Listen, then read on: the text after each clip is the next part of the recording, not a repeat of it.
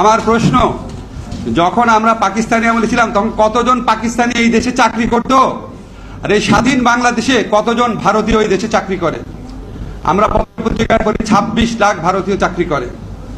বাংলাদেশের ছেলেরা চাকরি পায় না, রাস্তায় রাস্তায় ঘুরছে, আর ভারতে সেখানে চাকরি করছে।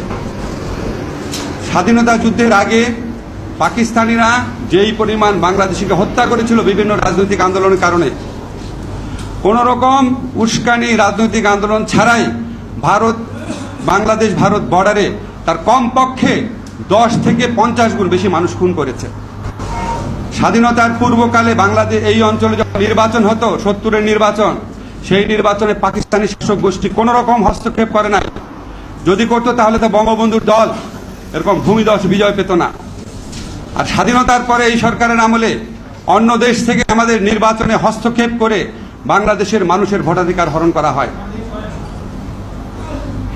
আপনারা প্রতিটি ক্ষেত্রে দেখবেন আমরা পাকিস্তান আমলে পাকিস্তান দ্বারা যতটা নিষ্পেষিত হয়েছি, যতটা অত্যাচারিত হয়েছি, যতটা শোষিত হয়েছি, তার চেয়ে অনেক বেশি এই স্বাধীন দেশে বসে ভারত দ্বারা শোষিত হই, ভারত দ্বারা অত্যাচারিত হই, ভারত দ্বারা আমাদের স্বার্থ ক্ষুণ্ণ হয়।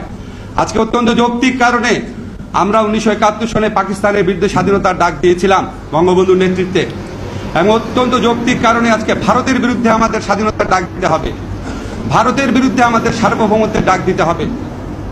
এটা শুধুমাত্র নদীর দখলদারিত্ব না, সমস্ত কিছুর ক্ষেত্রে ভারত যেভাবে আমাদের উপর একটা সাম্রাজ্যবাদী একটা আগ্রাসনের থাবা বিস্তার করে আছে তাদের এই তাবেদার সরকারের মাধ্যমে, সেটার বিরুদ্ধে আমাদের সবাইকে সোচ্চার হতে হবে। আজকে প্রসঙ্গক্রমে বলি, আপনারা দেখবেন কিছু হলেই আমার খুব এটা ফানি লাগে, কিছু হলেই সরকারের পক্ষ থেকে জিয়াউর রহমান দায়ী, সমস্ত কিছুর জন্য জিয়াউর রহমান দায়ী। তখন আমার কাছে মনে হয় জিয়াউর রহমান আসলে তাদের কাছে একটা আয়নার মতো, যে আয়নার দিকে তাকালে তারা দেখতে পারে তারা আসলে কত ছোট, কত কুৎসিত, দেশের স্বার্থ রক্ষায় কত ব্যর্থ। এটা হচ্ছে জাস্ট ফারাক্কা ব্যারেজ উদাহরণ থেকে বললাম, এরকম আরো বহু উদাহরণ আছে, এটা আলোচনার মূল বিষয় না এখন।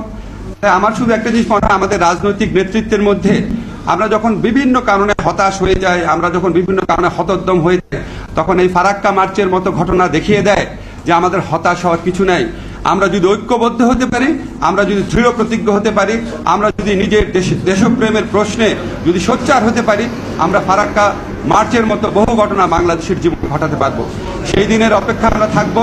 আমরা আশা করব মাওলানা ভাসানী যেই স্বাধীন সার্বভৌম বাংলাদেশের স্বপ্ন দেখতেন, সেই স্বাধীন সার্বভৌম বাংলাদেশ অবশ্যই আমরা একদিন ফিরে পাবো। ফারাক্কা ব্যারেজকে বলা হয় বাংলাদেশের জন্য একটা মরণবাদ। এরকম মরণবাদ একের পর এক তারা আরো প্রায় প্রতিটি নদীতে তৈরি করেছে, এবং মরণবাদ শুধু না, বাংলাদেশের জন্য মরণ ফাঁদও তৈরি করেছে ভারত। আপনারা জানেন, জাস্ট কয়েকদিন আগে দেখলাম, আগে তারা সীমান্তে তারা নাকি চোরাচালানকারী তাদেরকে মারত, এখন বাংলাদেশের সীমান্তে ঢুকে ভারতীয় বাহিনী বাংলাদেশের মানুষকে হত্যা করছে, নারীদের হত্যা করছে, শিশুদের হত্যা করছে। আমি মাঝে মাঝে চিন্তা করি, আমাদের এখানে মুক্তিযুদ্ধ করেছেন এরকম অনেকে আছেন, এবং পাকিস্তান বিরোধী আন্দোলনে সক্রিয় ছিলেন এমন অনেকে আছেন।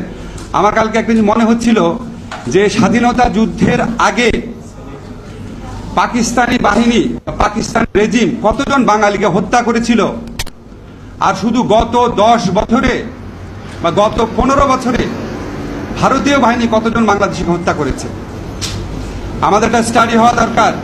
আমার ধারণা, আমি যতটুকু ধারণা করতে পারি, স্বাধীনতা যুদ্ধের আগে পাকিস্তানিরা যেই পরিমাণ বাংলাদেশিকে হত্যা করেছিল বিভিন্ন রাজনৈতিক আন্দোলনের কারণে, কোন রকম উস্কানি রাজনৈতিক আন্দোলন ছাড়াই বাংলাদেশ ভারত বর্ডারে তার কমপক্ষে 10 থেকে 50 গুণ বেশি মানুষ খুন করেছে।